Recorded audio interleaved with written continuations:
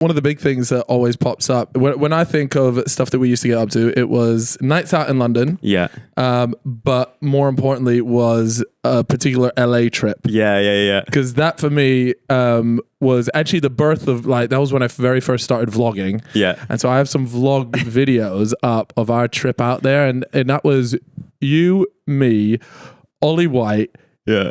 Joe Weller, was Will Derbyshire. Yeah. He's getting married. Yeah, that's a pretty crazy one as well. Times are changing. And was Casper there? No, he wasn't. There. Yeah, it's me, you, Ollie, Joe Weller, Will Derbyshire. I think that was it. Yeah. But it was, do you know, I watched it on the way here, just a few vlogs just to reminisce on old times. Yeah. We look quite different.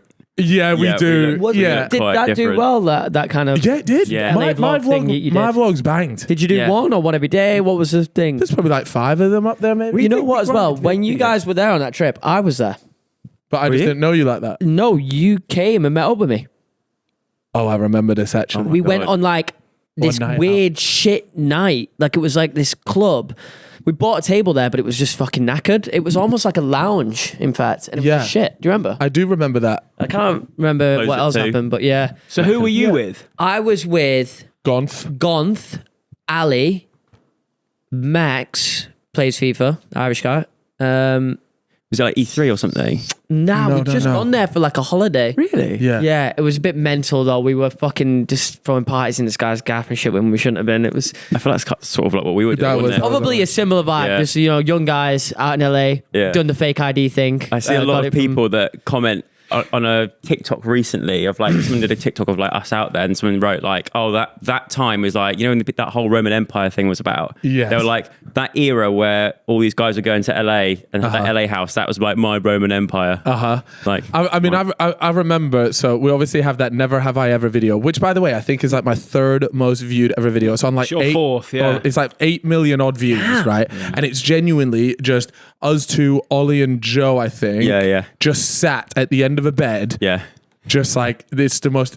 I don't even know a word to describe it, but it just sums up YouTube at that time. It was just a different time, wasn't it? Yeah. When I look at YouTube now, I go, it's a lot of effort. A lot of effort. When I see the videos that you guys do. See this? Almost 9 million views.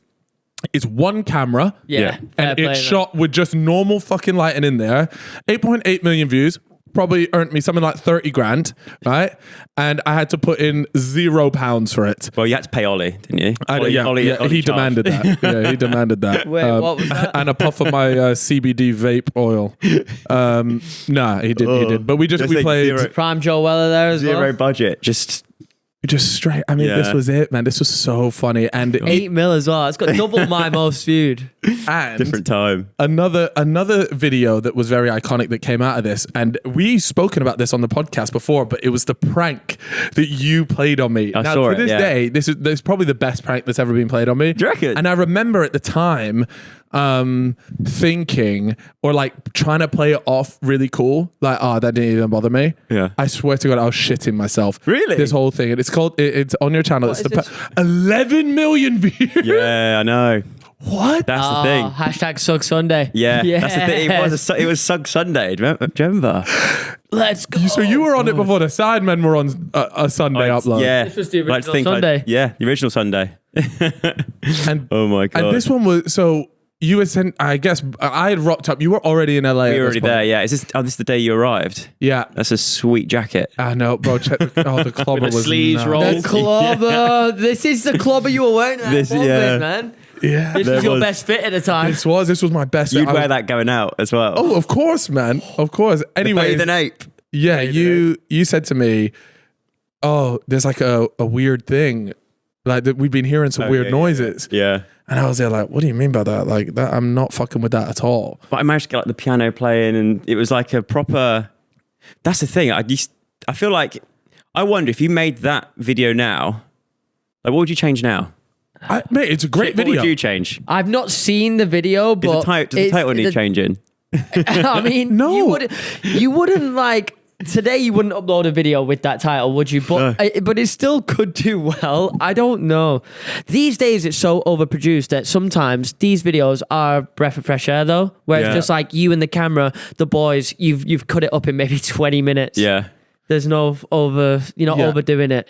I guess it Feels felt raw. more like vlog, like more homemade vlog, which in a way.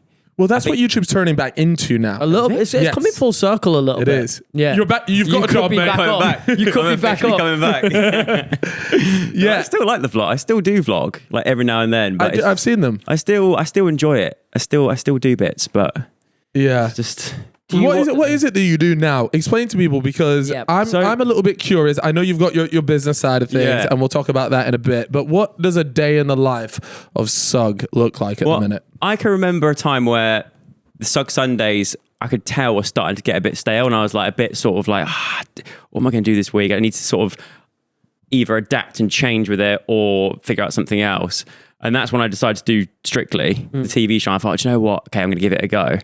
And then I just sort of went down this sort of TV route, and still am sort of going down that route, but still do bits of YouTube. But me and Casper started a management company called MVE, and I think a few of our clients have actually been on this show. Shout out George Clark. Yeah, exactly. Yeah, George Clark.